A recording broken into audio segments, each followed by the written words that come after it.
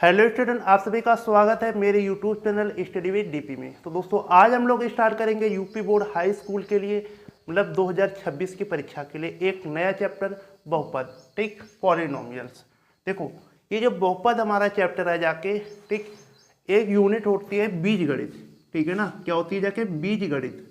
बीजगणित के अंतर्गत ये हमारा बहुपद चैप्टर आता है जाके, जिसको हम लोग इंग्लिश में क्या कहते हैं, अलजेब्रा, ठीक है ना। इसको हम लोग इंग्लिश में क्या कहते हैं, अलजेब्रा, ठीक। तो ये अलजेब्रा के अंतर्गत आता है हमारा बीजगणित। ये टोटल कितने नंबर्स का होता है जाके, ठीक, ये आपको हाई स्कूल में इससे टोटल ये 18 नंबर का आता है जाके हमारा बीजगणित। टोटल कितने नंबर का आता है जाके, 18 नंबर। ये कह सके कि जो 70 नंबर का पेपर होता है, 70 नंबर में अकेला हमारा बीजगणित 18 नंबर का आता है, ठीक। या हम इसमें देखो बीजगणित में हमारे 4 चैप्टर आते हैं, हम लोग इसमें 4 चैप्टर पढ़ेंगे जाके, ठीक है। पहला चैप्टर हम लोग पढ़े बहुपद, बहुपद हमारा होता है जाके, ठीक, पॉलिनोमियल्स, ठीक। और दूसरा चैप्टर हम लोग पढ़ेंगे जाके दो चर वाले, ठीक, रैखिक समीकरण युग्म, ठीक है ना। सेकंड चैप्टर हम लोग क्या पढ़ेंगे जाके, दो चर वाले रैखिक समीकरण युग्म, ठीक। और तीसरा चैप्टर हम लोग पढ़ेंगे जाके, तीसरा चैप्टर पढ़ेंगे, बहुत ही इंपॉर्टेंट चैप्टर है, द्विघात समीकरण, द्विघात समीकरण, ठीक है। और फोर्थ चैप्टर हम लोग पढ़ेंगे जाके, जो कि हम लोग पढ़ चुके हैं, ठीक। ये वाला चैप्टर हम लोगों ने पढ़ लिया जाके, समांतर समांतर श्रेणी, जिसे हम लोग इंग्लिश में अरिथमेटिक प्रोग्रेशन एपी, ठीक। तो बीजगणित में हमें ये 4 चैप्टर पढ़ने हैं। ये वाला चैप्टर हम लोगों ने समाप्त कर लिया है, ठीक है। और बीजगणित से पहले एक पहली यूनिट हमारी क्या थी, ठीक है ना। एक फर्स्ट चैप्टर हम लोगों ने स्टार्ट किया था संख्या पद्धति। क्या स्टार्ट किया था, संख्या पद्धति, ठीक। और ये हमारे पेपर में आती जाके 5 नंबर की आती है। ये संख्या पद्धति हमारे पेपर में कितने नंबर की आती है जाके, 5 नंबर की आती है। हम लोग ये कहते हैं कि अगर हम लोग संख्या पद्धति बीजगणित पढ़ सकते हैं तो 18 5 हमारा कितना हो जाएगा, टोटल हमारा 18 5 हमारा टोटल 23 नंबर की हो जाएगी, ठीक।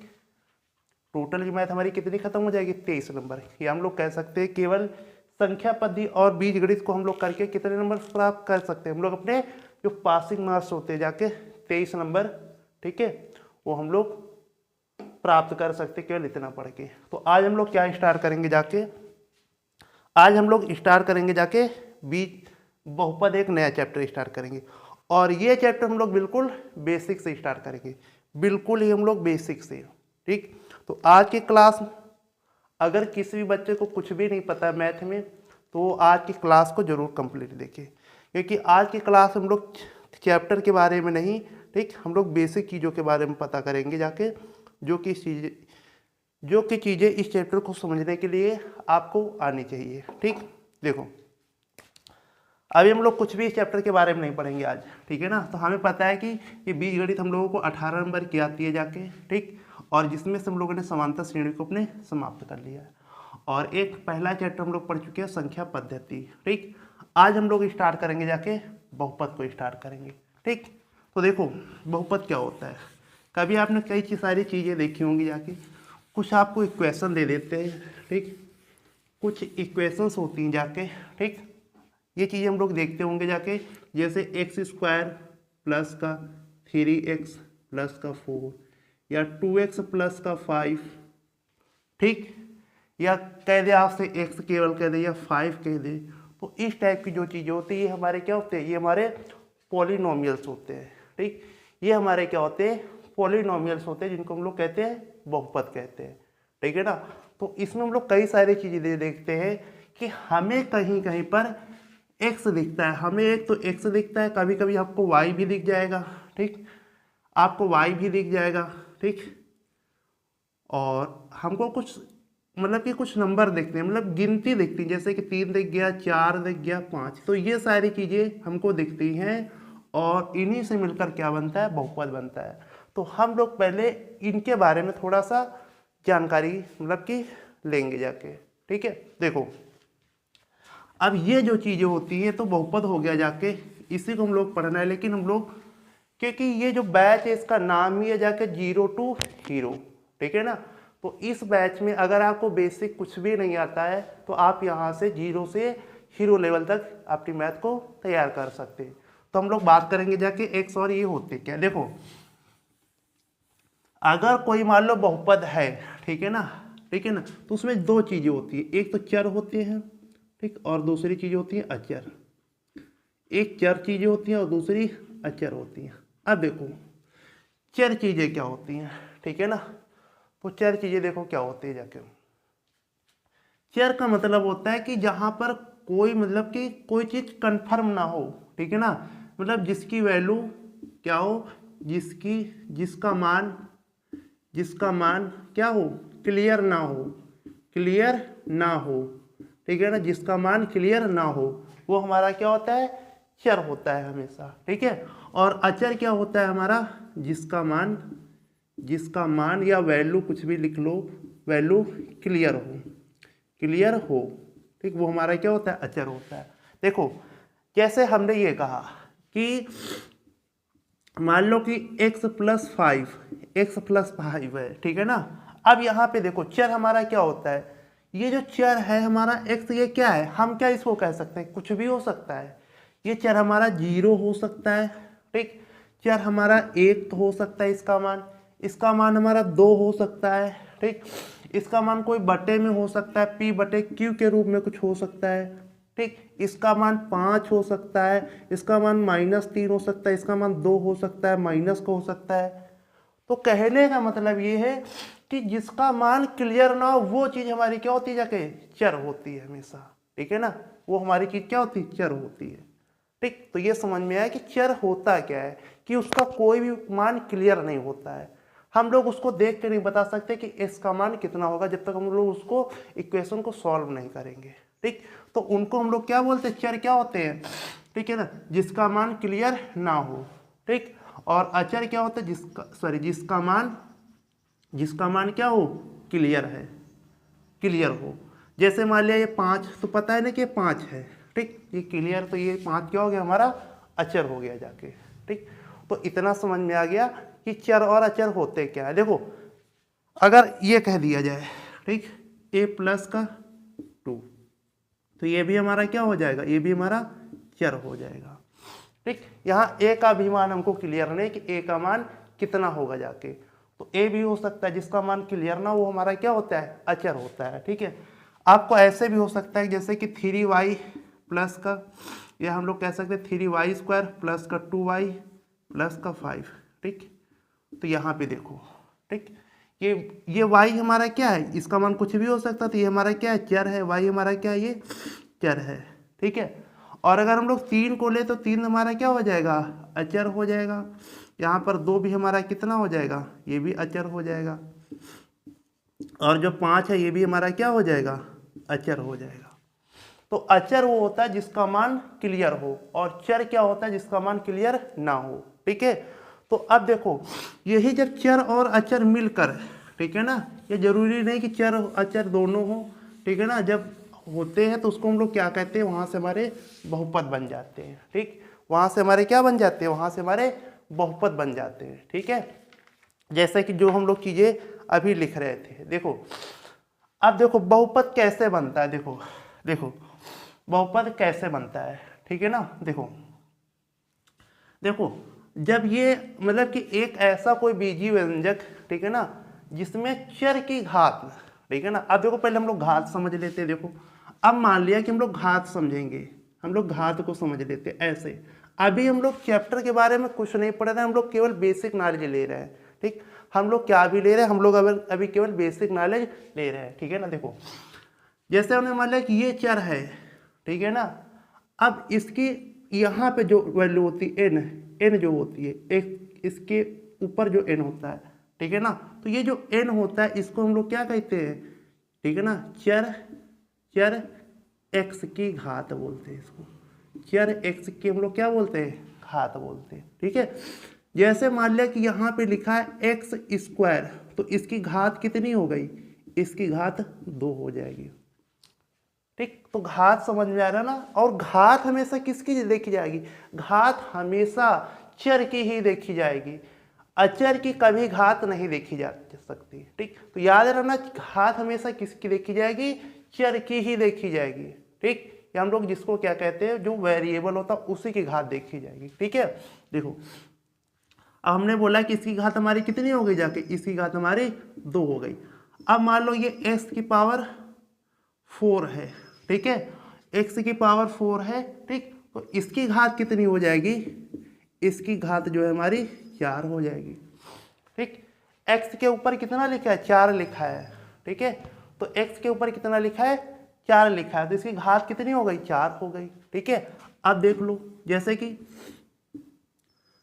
x के ऊपर x क्यूब, इसको हम लोग s के ऊपर 3 लिखा है, तो इसकी चर की घात कितनी हो गई, एक घात कितनी हो गई, जाके 3 हो गई।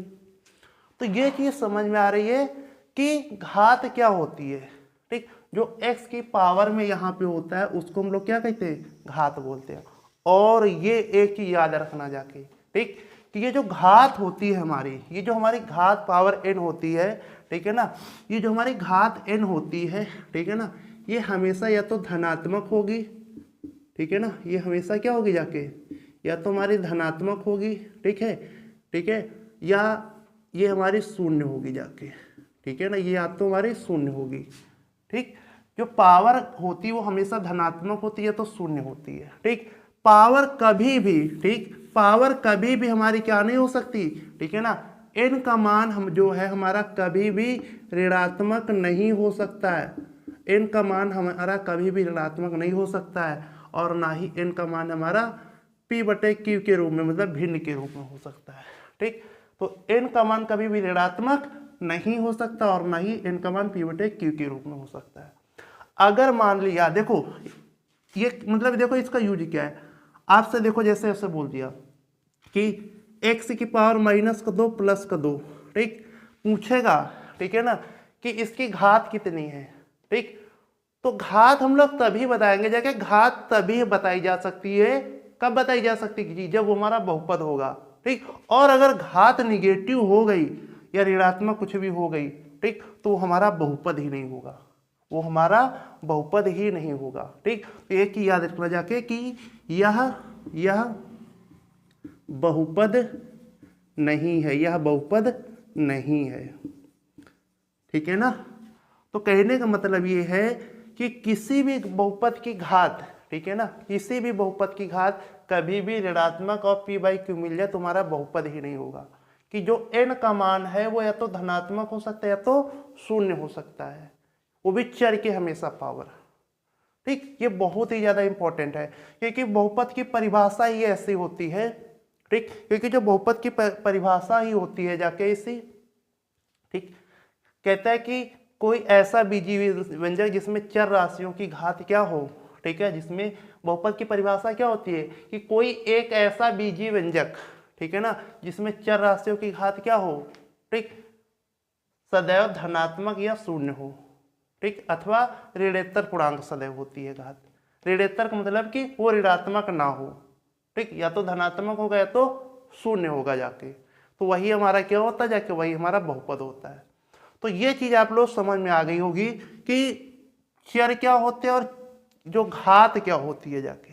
ठीक है ना, अब देखो जैसे आज से उसने बोल दिया कि, अब देखो घात तुम लोगों को समझ में आ गई ना, कि जैसे मान लो x की पावर 5 है, तो ये इसकी घात कितनी हो जाएगी जाके, इसकी घात कितनी आ जाएगी, 5 आ जाएगी। ठीक, और ये नहीं मतलब है कि इसकी, अगर तुमसे ये कह दे x की पावर -5, तो इसकी घात क्या होगी, घात हम लोग इसकी बता ही नहीं सकते, कुछ भी इसकी घात हम लोग नहीं बता सकते। क्यों, घात तो उसकी बताई जाती है ना, घात तो उसकी बताई जाएगी ना, बहुपद की घात बताई जाती है ना, तो ये तो हमारा बहुपद ही नहीं है, तो इसकी हम लोग घात कैसे बता सकते हैं। तो कहने का मतलब ये है कि अगर चर की घात या पावर जो भी है वो माइनस की हो गई, तो हमारा क्या होगा जाके, वो हमारा बहुपद ही नहीं होगा। ठीक, तो ये चीज याद रखना जाके। ठीक, अब देखो ऐसे भी घात हो सकती है, क्योंकि हमने 2 चीजें लिखी थी कि जो घात होती है तो वो n का मान अगर वो ऋणात्मक नहीं हो सकता, ठीक है, n का जो मान है ना ही ऋणात्मक होगा, ठीक है, और ना ही n का मान p/q के रूप में हो सकता है। ठीक, जैसे देखो, जैसे कहते हैं कि x की पावर 3/2 प्लस का 4x प्लस का 2। ठीक, तो देखो ये जो 3/2 है, ठीक है ना, तो x की पावर देखो p/q के रूप में हो गई, तो ये क्या है, हमारा बहुपद ही नहीं है। ठीक, तो घात पता चल गई ना, ठीक, कि घात क्या होती है और चर क्या होता है। ठीक है ना। अब देखो और हम लोग पढ़ लेते, एक चीज और हम लोग पढ़ लेंगे जाके, पूर्णांक, सॉरी गुणांक। ठीक है ना, देखो एक हम लोग शब्द पढ़ेंगे जाके, गुणांक क्या होता है। देखो गुणांक क्या होता है, देखो गुणांक देखो क्या होता है। ठीक है ना, देखो जैसे कि हमने बोला कि 3x, ठीक, तो यहाँ पे 3 क्या है, ये 3 क्या है। ठीक, अब देखो 3x को हम लोग क्या लिख सकते हैं, 3 इंटू एक्स लिखेंगे ना, 3x को हम लोग क्या लिखेंगे, 3 इंटू एक्स। एक्स में किसका गुणा कर रहे हैं, एक्स में किसका गुणा कर रहे हैं, 3 का। तो जिसका गुणा करते हैं ना चर में, उसी वही हमारा क्या हो जाता है, गुणांक हो जाता है। ठीक, तो यहाँ पे गुणांक कितना हो जाएगा, इसका गुणांक कितना आ जाएगा, गुणांक कितना आ जाएगा, 3 आ जाएगा। ठीक, देखो हम लोग बेसिक चीजें पढ़ रहे हैं जाके। ठीक है ना, अगर आपने यहाँ से स्टार्ट की तो जब हम लोग चैप्टर को स्टार्ट करेंगे आपको 1% कोई भी प्रॉब्लम नहीं होने वाली। ठीक है ना। अब देखो जैसे हमने मान लिया जाके कि 9x, ठीक, तो 9x यहाँ पे गुणांक हमारा कितना है, यहाँ पे गुणांक हमारा कितना है जाके, गुणांक हमारा 9 है। तो ये सब क्या होते हैं, हमारे गुणांक होते हैं। ठीक, अब देखो जैसे उसने मान लो आपको ऐसे चीजें दे दी कि 3x² प्लस का 4x प्लस का 5। ठीक, ठीक, अब देखो वो आपसे पूछेगा कि x² का गुणांक बताओ, x² का क्या बताइए, गुणांक बताइए। तो x² का गुणांक कितना होगा, जो x के गुणे में है 3। ठीक, अगर लेकिन वो अगर आपसे कहते कि x का गुणांक बताइए, x का गुणांक, तो x का गुणांक कितना हो जाएगा, 4 हो जाएगा। ठीक, और तो ये समझ में आया ना गुणांक होता क्या है। तो हम लोग क्या पढ़ रहे हैं, गुणांक पढ़ रहे हैं। ठीक, और ये जो चीज बचती इसको तुमने बताया कि अचर हो जाएगा, अचर, अचर कितना है, 5। तो ये गुणांक आप लोग समझ में आ गया होगा कि गुणांक होता क्या है। ठीक, जो चर के गुणे में है, ठीक, या जो किसी भी के गुणे में होता है वो हमारा क्या हो जाता है, वो हमारा होता है जाके गुणांक होता है। ठीक, वो हमारा क्या होता है, वो हमारा गुणांक होता है जाके। ठीक है ना, तो ये चीजें हमने समझ ली है कि गुणांक क्या होता है। ठीक, जरूरी नहीं x और y के रूप में भी हो सकता है, बट आपके सवाल ज़्यादातर x के फॉर्म में है, तो हम लोग x ही भी लेके चलेंगे जाके। ठीक है, बाकी जब आप x सीख जाएंगे फिर कोई भी चर हो सबके लिए वही कंडीशन होगी जाके। तो हम लोगों ने क्या पढ़ लिया कि चर अचर क्या होता है, चर की घात क्या होती है। ठीक है ना, और जो हमारा वो होता है जाके मतलब गुणांक होता है वो क्या होता है। ठीक है, अब देखो और एक चीज याद रखना कि जैसे अचर आ गया जाके, जैसे मान लो अचर, ठीक है ना, अचर की घात आपसे पूछ दे। ठीक, देखो अचर की घात, ठीक है। अब देखो जैसे जैसे यहाँ पे दिया है जाके 10, ये अचर है ना। ठीक, और अगर आप आपको इसकी आपको जैसे दिया 20, आपको जैसे दिया मान लो 15, आपको जैसे दिया जाके 100, कुछ भी हो।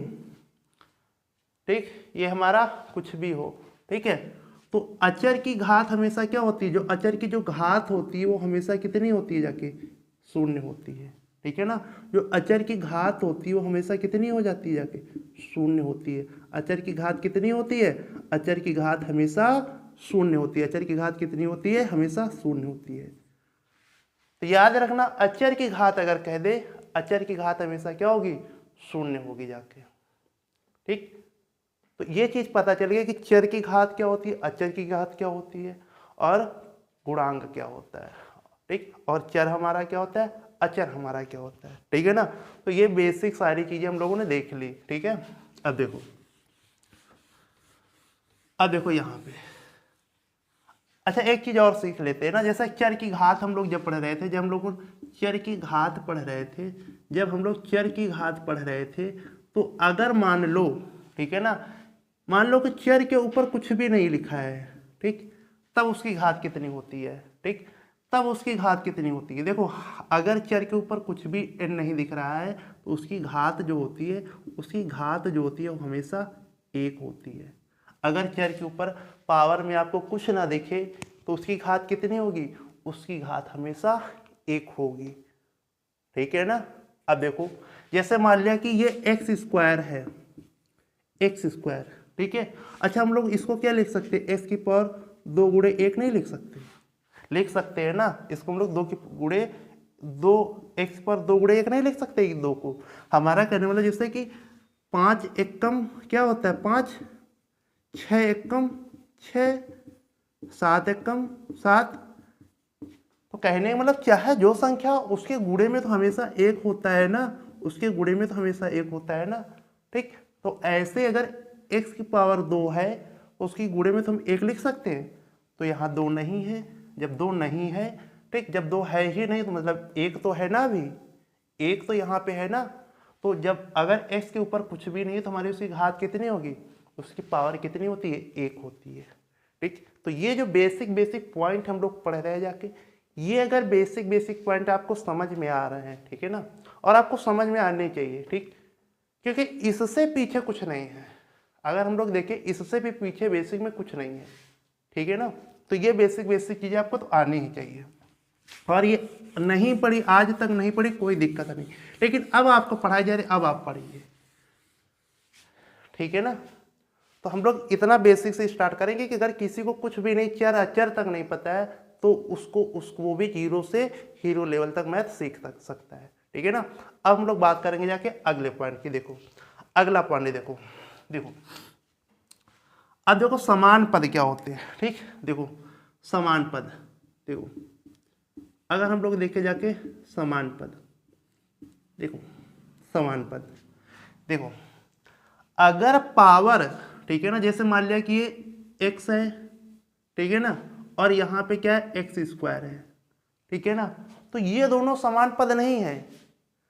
अगर समान पद कब होंगे जाके, कोई अगर चर के रूप में कोई है, ठीक है ना, तो वो समान पद क्या होगा जाके, ठीक है ना। समान पद अभी हम लोग पढ़ेंगे जाके किसके रूप में, चर के रूप में, चर के रूप में, चर के रूप में, ठीक। बिल्कुल ध्यान से समझना जाके, ठीक, क्योंकि इससे बेसिक कुछ है ही नहीं, ठीक। और अगर आपको ये चीज़ें समझ में आ गई बिल्कुल 100% गारंटी कि आपको मैथ तो आएगी ही जाके, अगर आपको अभी तक नहीं आती। देखो इसकी पावर कितनी है, 1 है, इसकी घात कितनी है, 1 है, और इसकी घात कितनी है, इसकी घात कितनी है, 2 है, ठीक है। तो समान पद कब होंगे जाके, समान पद कब होते हैं, ठीक है ना। तो ये समान पद नहीं है। हम थोड़ा सा डिफिनेशन लिख देंगे कि समान पद देखो होते क्या है। देखो अगर चर की घात समान है, ठीक है ना, अगर चर की घात समान है, ठीक है ना, तो वो समान पद कहलाएंगे, ठीक।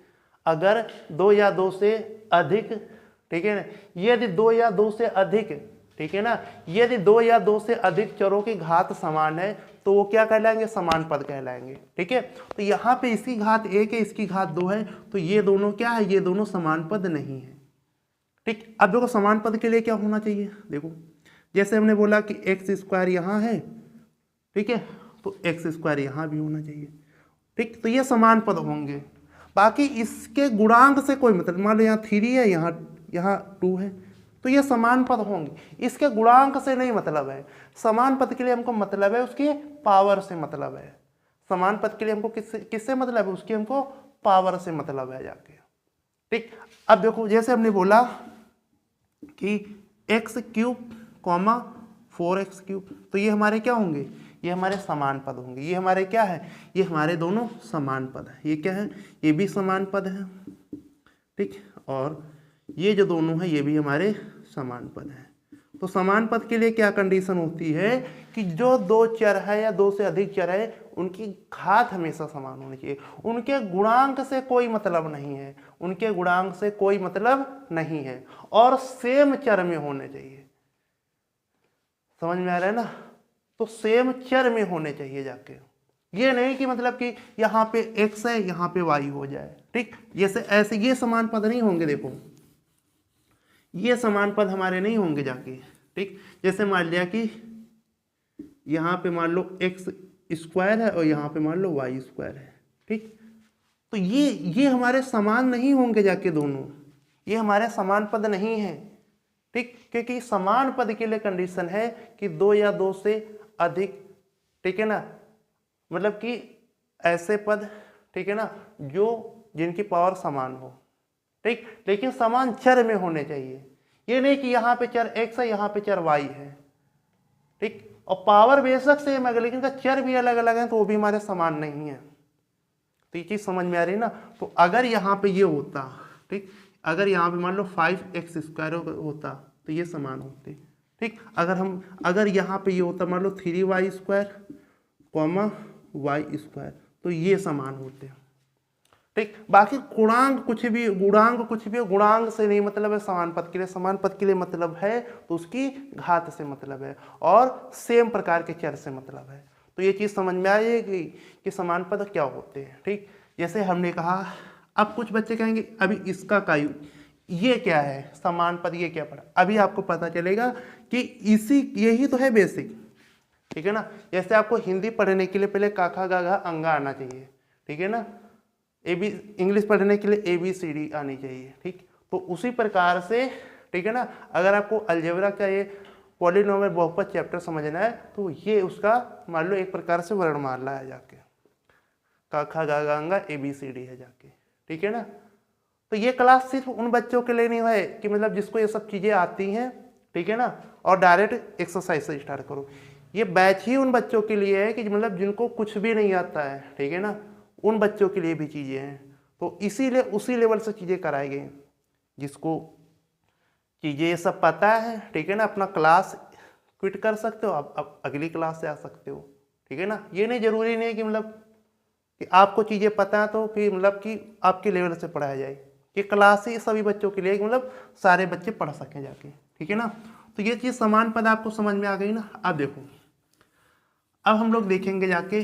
ठीक, तो इतना हम लोगों ने देख लिया जाके। ठीक है ना, अब देखो हम लोग क्या सीखेंगे जाके। देखो एक चीज ये याद रखना जाके, ठीक है ना, कि जब हम लोग पहले हम लोग, अब चलो बहुपद को पढ़ लेते हैं। ठीक है ना, बहुपद देखो होता है क्या है।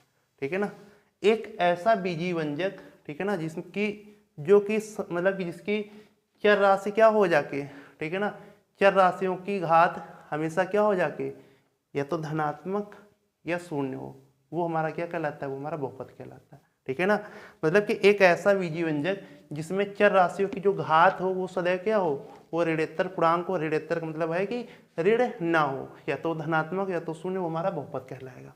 ठीक है ना, तो ये चीज हो गई जाके बहुपद। अब देखो, अब हम लोग करेंगे जाके बहुपद के प्रकार। ठीक, अब हम लोग क्या करेंगे जाके बहुपद के प्रकार। ठीक है ना, तो क्या करेंगे हम लोग बहुपद के प्रकार पढ़ेंगे जाके। देखो हमने क्या कहा कि अब हम लोग पढ़ेंगे जाके बहुपद के प्रकार। देखो तो बहुपद के प्रकार में देखो हम लोग क्या पढ़ेंगे। देखो पहले तो हम लोग पढ़ेंगे जाके शून्य बहुपद।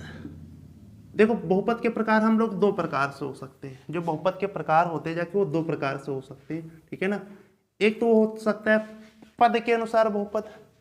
ठीक है ना, एक तो वो हो सकता है पद के अनुसार बहुपद। ठीक है ना, और दूसरा क्या हो सकता है, वो घात के अनुसार बहुपद हो सकता है। दूसरा क्या हो सकता है, घात के अनुसार भी बहुपद हम लोग बता सकते हैं। ठीक है, अब देखो तो बहुपद के प्रकार हम लोग 2 प्रकार के बहुपद होते हैं जाके। ठीक है ना, एक तो हो गया जाके हमारा पद के अनुसार, ठीक है ना, और दूसरा हमारा क्या हो गया जाके घात के अनुसार।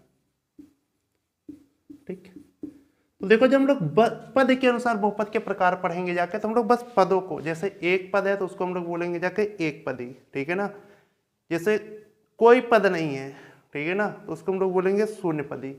2 पद है तो उसको बोलेंगे हम लोग 2 पद। ठीक है ना, 3 पद होंगे तो हम लोग उसको बोलेंगे त्रिपदी बहुपद। 4 पद होंगे तो हम लोग उसको बोलेंगे 4 पदी बहुपद। ठीक, तो इस प्रकार से हम लोग पढ़ेंगे पहले पद के अनुसार बहुपद। अब हम लोग फिर घात के अनुसार बहुपद पढ़ेंगे। घात के अनुसार कैसे, जैसे मान लो किसी की घात 0 है, किसी की घात 1 है, किसी की घात 2 है, किसी की 3 है, तो इस प्रकार हम लोग घात के अनुसार बहुपद पढ़ेंगे जाके। ठीक है ना, तो देखो अब हम लोग पढ़ते हैं जाके पद के अनुसार बहुपद। देखो पद के अनुसार बहुपद के प्रकार, ठीक है ना। तो देखो अब हम लोग पढ़ेंगे पहले जाके शून्य बहुपद, शून्य बहुपद, ठीक है ना, शून्य बहुपद। देखो शून्य बहुपद क्या होता है, जाके ऐसा बहुपद, ठीक है ना, वह बहुपद जिसमें कोई पद ना हो। ठीक, हम लोग कह सकते हैं कि वह बहुपद जिसमें कोई पद ना हो वो हमारा क्या हो जाता है, शून्य बहुपद होता है। अच्छा आप ये बताओ कि अच्छा चलो मान लिया शून्य बहुपद है तो उसमें कुछ नहीं होगा क्या, तो उसमें मान लो जैसे होगा जाके कि जीरो हो गया। ठीक, शून्य बहुपद यही एक केवल है जीरो, तो शून्य बहुपद कौन है, जीरो। अच्छा अब कोई कह दे सर इसमें तो एक पद है, देखो जीरो दिख रहा है। ठीक, इसमें कुछ मतलब कि शून्य बहुपद क्या होता है, जिसमें कुछ ना हो, लेकिन इसमें तो जीरो दिख रहा है ना, तो ये शून्य बहुपद कैसे होगा। देखो जैसे मान लिया कि आपके पास, मान लो पूछा जाए कि आपके पास कितने रुपए हैं, ठीक है, और आपके पास मान लो एक भी रुपए ना हो, आपके पास एक भी रुपए ना हो, तो आप क्या बोलोगे, यही तो बोलोगे ना कि हमारे पास 0 रुपए हैं, यही तो बोलोगे ना कि 0 रुपए हैं। मैंने पूछा कि आपके पास कितने रुपए हैं, आप क्या बोलोगे, आपके पास मान लो 1 रुपए नहीं है, कुछ भी नहीं है आपके पास, रुपए 1 नहीं है, तो क्या बोलोगे कि सर मेरे पास 0 रुपए हैं। तो जहां कुछ नहीं होता है उसी को तो दिखाने के लिए लोग शून्य का इस्तेमाल करते हैं ना। तो ये ना समझना कि यहाँ शून्य है तो इसमें कोई बहुपद होगा, क्योंकि बहुपद परिभाषा क्या होती है, शून्य बहुपद वह बहुपद जिसमें कोई बहुपद ही ना हो, जिसमें सॉरी कोई पद ही ना हो।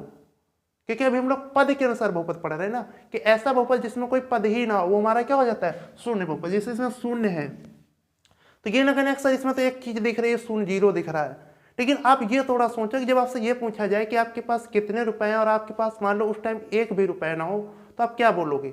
आप या तो ये कह सकते हो कि सर मेरे पास रुपए नहीं है, 1 रुपए नहीं है, ठीक है, मेरे पास एक भी रुपया नहीं है। लेकिन आप ये भी बोल सकते हो ना कि मेरे पास 0 रुपए है। जीरो क्या बताता है, यही तो बताता है ना कि वो चीज़ है ही नहीं, मतलब वो चीज़ है ही नहीं, उसी को तो जीरो बताता है ना। तो जीरो हमारा क्या है, एक शून्य बहुपद है।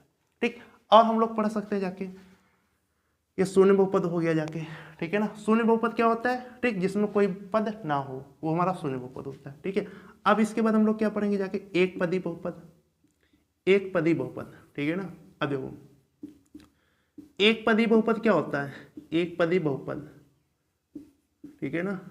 अब देखो एक पदी बहुपद क्या होता है, ठीक है ना।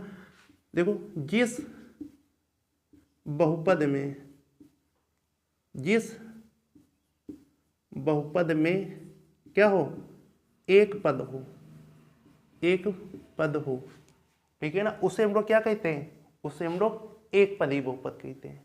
ठीक है, जैसे मान लिया कि 3x, देखो यहाँ पे कोई अचर भी आ सकता है, जैसे 5, ये एक पदी बहुपद हो गया, ठीक है ना। 3x हो गया एक पदी बहुपद, x स्क्वायर हो गया, ठीक है ना, 4x² हो गया, एक पदी बहुपद हो गया। अब ये ना कहना कि यहाँ पे दो चीजें हैं कि 3 और x है, चर भी है अचर भी है, यहाँ पे देखो दो चीजें हैं, ठीक है।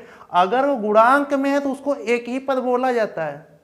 जैसे यहाँ पे एक पद, यहाँ पे देखो ये गुणे में है ना, मतलब कि इसको हम लोग ये लिख सकते हैं ना कि 3 × x, ये गुणे में चीज है ना, तो गुणे में जो चीज होती है उसको हम लोग एक ही बहुपद बोलते हैं। जैसे यहाँ पे देखो इसको हम लोग क्या लिख सकते हैं, 4 × x², तो ये क्या है, ये एक ही बहुपद है। तो एक पदी बहुपद क्या होता है जाके, अगर कोई चीज गुणे में है तो उसको हम लोग एक ही पद बोलते हैं। तो ये समझ में आया ना कि एक पदी बहुपद क्या होता है, जिस बहुपद में एक पद हो उसको हम लोग क्या कहते हैं, एक पदी बहुपद बोलते हैं। ठीक है, अब देखो हम लोग बात करेंगे जाके, देखो द्विपदी बहुपद, ठीक है ना। देखो ठीक, अगला हम लोग पढ़ेंगे जाके द्विपदी बहुपद। अब देखो ये द्विपदी बहुपद, ठीक है ना। तो देखो द्विपदी बहुपद क्या होता है, वह बहुपद, ठीक है ना, मतलब कि ऐसा पद, ऐसा बहुपद, ऐसा बहुपद, ठीक है ना, जिसमें जिसमें दो पद हों, जिसमें दो पद हों, ठीक, वो क्या होता है, द्विपदी बहुपद कहलाता है। जैसे देखो ये हो गया जाके x + 2, ठीक, एक पद x है दूसरा पद 2 है, तो ये क्या हो गया, द्विपदी बहुपद हो गया। ठीक है ना, जैसे मान लिया 3x - 4, माइनस भी हो सकता है, जरूरी नहीं प्लस हो, तो ये देखो इसमें 3 पद ना कह देना, क्योंकि अभी मैंने क्या बोला, अगर कोई गुणांक में गुणे में है 2 चीजें तो वो हमारी क्या होंगी, एक पद ही होगा। तो एक पद ये हो गया जाके, दूसरा पद ये, 2 पद है। तो इसमें देखो एक पद ये था, एक पद ये, 2 पद। तो ऐसा बहुपद जिसमें 2 पद हो वो हमारा क्या होता है, वो हमारा होता है जाके द्विपदी बहुपद होता है जाके। और देखो हम लोग जैसे देखें, जैसे मान लो एक्स स्क्वायर प्लस 1/2, ठीक, ये भी हमारा एक पदी बहुपद होगा, सॉरी द्विपदी बहुपद होगा। तो ये हम लोग अभी क्या पढ़ रहे हैं, अभी हम लोग पढ़ रहे हैं जाके पद के अनुसार बहुपद। अभी हम लोग क्या पढ़ रहे हैं, पद के अनुसार बहुपद पढ़ रहे हैं जाके, ठीक है ना। तो पद के अनुसार हम लोगों ने क्या पढ़ा, शून्य बहुपद जिसमें कोई पद ना हो, एक पदी बहुपद जिसमें केवल एक पद हो, द्विपदी बहुपद जिसमें केवल 2 पद हो, ठीक है ना। तो इसी प्रकार से हम लोग त्रिपदी बहुपद, त्रिपदी बहुपद, ठीक है ना, ऐसा बहुपद, ऐसा बहुपद, ठीक है, जिसमें 3 पद हो, ऐसा बहुपद जिसमें 3 पद हो, ठीक, वो होता है त्रिपदी बहुपद। देखो जैसे कि एक्स स्क्वायर प्लस का 2x प्लस का 5, ठीक है ना, या 3x स्क्वायर प्लस का 4x प्लस का 9, ये हमारे क्या होगा, ये हमारे होगा त्रिपदी बहुपद, ठीक है, क्योंकि एक पद ये, एक ये 3 पद हो गए। ऐसे देखो एक ये, तो ऐसा बहुपद जिसमें 3 पद हो उसको हम लोग क्या बोलेंगे कि त्रिपदी बहुपद बोलते हैं, ठीक है। ऐसे ही हम लोग सीरीज आगे बनाते जाएंगे, अगर 4 पद होंगे तो 4 पदी बहुपद, ठीक। तो ये समझ में आ गया ना कि पद के अनुसार एक हमने बहुपद पढ़े जाके, कि जिसमें जितने पद होंगे उसका नाम वही हो जाएगा जाके, ठीक है ना, जिसमें जितने पद होंगे जाके उसका नाम क्या हो जाएगा, वही हो जाएगा, ठीक है ना। अब देखो हम लोग क्या पढ़ेंगे जाके, अब देखो अब हम लोग पढ़ेंगे जाके दूसरे प्रकार के बहुपद। अब मेरा दूसरा टाइप क्या था, घात के अनुसार बहुपद, ठीक है ना। तो घात के अनुसार बहुपद देखो क्या होता है, देखो एक घाती बहुपद, एक घाती बहुपद, ठीक, ये हम लोग ये भी कह सकते हैं शून्य घाती बहुपद भी, शून्य घाती बहुपद, ठीक है, एक घाती बहुपद पढ़ेंगे, ठीक है। देखो शून्य घाती बहुपद क्या होता है, ठीक, अगर 2 घात होगी तो उसको हम लोग बोल देंगे द्विघाती बहुपद, उसको हम लोग क्या बोल देंगे जाके, द्विघातीय बहुपद, घातीय बहुपद, ठीक है। त्रिघाती होगा तो हम लोग बोलेंगे त्रिघातीय बहुपद, ठीक है ना। तो देखो शून्य घाती बहुपद क्या होगा जाके, जिसकी घात क्या हो, शून्य हो। देखो शून्य घाती बहुपद क्या होगा, जिस बहुपद की घात क्या हो, शून्य हो, ठीक, उसको हम लोग क्या कहेंगे जाके, शून्य घाती बहुपद बोलेंगे, ठीक है ना। जैसे मान लिया जाके कि 0, ठीक है, या हम लोग इसको भी मान सकते हैं, ठीक है ना, या हम लोग इसको भी मान सकते हैं, मान लो जैसे 9। हमने क्या बोला, अचर की घात हमेशा क्या होती है, एक चीज याद रखना, अचर की घात हमेशा शून्य होती है। अचर जो पद होता है उसकी घात हमेशा शून्य होती है। तो इसकी अचर 9 के है, एक अचर है ना, तो इसकी घात कितनी होगी जाके, इसकी घात कितनी है, शून्य है। इसकी घात कितनी है, इसकी घात जो है वो शून्य है, ठीक। तो ये कैसा बहुपद हो गया जाके, शून्य घाती बहुपद हो गया, ठीक। आप कोई भी नंबर ले लो, मान लो 12 ले लिया, तो इसकी घात कितनी है, शून्य, से एक शून्य घाती बहुपद हो गया। शून्य भी हमारा एक शून्य घाती बहुपद हो जाएगा। ये सब क्या है, ये सब हमारे शून्य घाती बहुपद है, कि ऐसा बहुपद जिसकी घात क्या हो, शून्य बहुपद हो, सॉरी शून्य, वो hमारा शून्य घाती बहुपद होता है, ठीक है ना। अब देखो, अब अगला हम लोग पढ़ेंगे जाके कि एक घाती बहुपद, क्या पढ़ेंगे, एक घाती बहुपद, ठीक है ना। अब देखो, या इसी एक घाती बहुपद को हम लोग क्या कहते हैं, ये बहुत इंपॉर्टेंट है, ये बहुत इंपॉर्टेंट है। इसी एक घाती बहुपद को हम लोग कहते हैं रैखिक बहुपद, इसको हम लोग क्या कहते हैं, रैखिक बहुपद कहते हैं, ठीक। इसको हम लोग क्या बोलेंगे जाके, रैखिक बहुपद भी कहते हैं एक घाती बहुपद को। देखो जैसे हमने बोल दिया जाके कि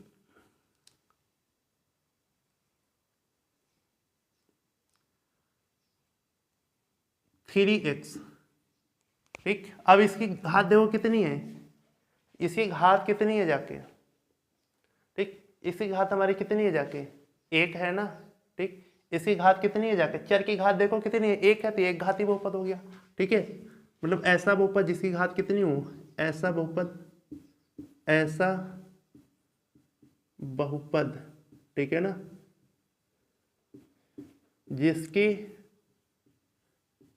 घात क्या हो, ठीक। ऐसा बहुपद जिसकी घात 1 हो, वो क्या होता है, वो एक घाती बहुपद होता है। देखो जैसे मान लिया कि 3x, इसकी घात कितनी है, इसकी घात कितनी है, यहाँ पे 1 है, तो ये एक घाती बहुपद है, ठीक है ना। जैसे मान लिया जाके कि x प्लस, देखो हम लोग हमेशा चर की घात देखते हैं, चर की घात, ठीक है ना। इसकी भी देखो घात यहाँ पे 1 है, ये हमारा क्या होगा जाके, घात इसकी 1 है, ठीक है ना। हम लोग हमेशा यहाँ चर की घात देखते हैं, चर की घात, ठीक है ना।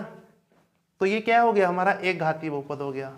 मतलब कि ऐसा बहुपद जिसकी घात क्या हो, 1 हो, ठीक। जिस भी बहुपद की घात होगी जाके 1, वो हमारा क्या कहेगा, एक घाती बहुपद, ठीक है ना। या इसी को हम लोग क्या कहते हैं, रैखिक बहुपद भी कहते हैं। इसी को हम लोग क्या कहते हैं, रैखिक बहुपद भी कहते हैं। बहुत इंपॉर्टेंट है ये, ठीक। क्योंकि जब रैखिक बहुपद बोलता है वो रैखिक बहुपद ही बोलेगा जाके, ठीक है ना, तब बच्चों को नहीं समझ में आता, ठीक। अब हम लोग देखो बात करेंगे जाके द्विघाती बहुपद, ठीक है ना। अब हम लोग क्या बात करेंगे जाके, द्विघाती बहुपद, द्विघातीय बहुपद, ठीक है ना। देखो ऐसा बहुपद, ऐसा बहुपद, ऐसा बहुपद, ठीक है, जिसकी घात कितनी हो, जिसकी घात 2 हो, जिसकी घात 2 हो, द्विघाती बहुपद कहलाता है, ठीक है। जैसे कि x स्क्वायर प्लस का 2, देखो इसमें घात कितनी है, 2 है। x स्क्वायर प्लस का 2, घात कितनी है, 2 है, ठीक है ना। इसकी घात कितनी है, इसकी घात है 2, द्विघाती बहुपद है, ठीक। जैसे मान लिया जाके कि x स्क्वायर प्लस का 4x प्लस का 6, इसकी घात कितनी है, घात इसकी 2 है, ठीक। अब देखो कुछ बच्चे कह रहे होंगे देखो यहाँ पर तो 2 घात है, यहाँ पर तो 1 है, ठीक। तो क्या 2 1 3 हो जाएगा, ठीक। तो ये याद रखना जाके किसी भी बहुपद की जो चर की जो उच्चतम घात होती है वही बहुपद की घात होती है। किसी बहुपद में चर के उच्चतम घात ही क्या होती है, उस बहुपद की घात होती है। अगर यहाँ सबसे बड़ा 2 है तो 1 हम लोग नहीं लेंगे, ठीक। ये भी नहीं कि 1 और 2 जोड़ देंगे, तो ये चीज़ समझना जाके, ठीक है ना। तो कि सबसे बड़ी घात ही किसी बहुपद में, किसी भी चर की सबसे बड़ी घात ही होती है जाके उस बहुपद की घात, ठीक।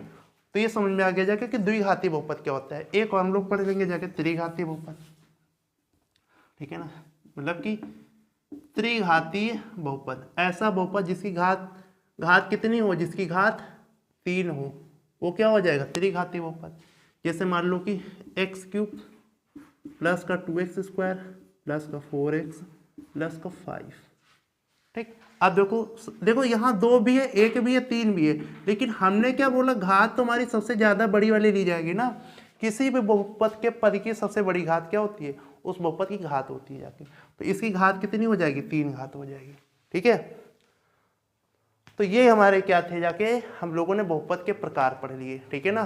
तो आज की क्लास हम लोगों ने सारी बेसिक चीज़ें की हैं जाके, ठीक है। अब जब हम लोग कल की क्लास लेंगे जाके, तब हम लोग पहले एक्सरसाइज को स्टार्ट करेंगे, ठीक है ना। तो ये जो हम लोगों ने कॉन्सेप्ट पढ़ा, बेसिक चीज़ें पढ़ी, अगर किसी बच्चे को ये सारी चीज़ें नहीं पता है तो वो पूरी वो बीजगणित नहीं समझ सकता है, ठीक। ना ही उसको ये बहुपद समझ में आएगा, ना उसको 2 चर वाले रैखिक समीकरण समझ पाएगा, ना ही वो द्विघात समीकरण समझ पाएगा, ठीक है ना। तो ये चीज़ें तो उसको बेसिक में आनी ही चाहिए जाके। तो इसीलिए एक क्लास को हम लोगों ने रखा जाके, फर्स्ट क्लास को अपनी पूरी बेसिक की क्लास। तो ये सारे कॉन्सेप्ट आप लोग रिवीजन करिए जाके, ठीक है ना। और फिर हम लोग कल की क्लास में स्टार्ट करेंगे जाके सीधा एक्सरसाइज को, ठीक है। तो अगर अभी तक आपने चैनल को सब्सक्राइब नहीं किया तो चैनल को सब्सक्राइब कर लीजिए और वीडियो को लाइक भी कीजिए, ठीक है। और जो भी आपके दोस्त फ्रेंड यार हैं उनको शेयर कीजिए, ठीक है ना। तो बाकी मिलेंगे हम लोग अपनी नेक्स्ट क्लास में।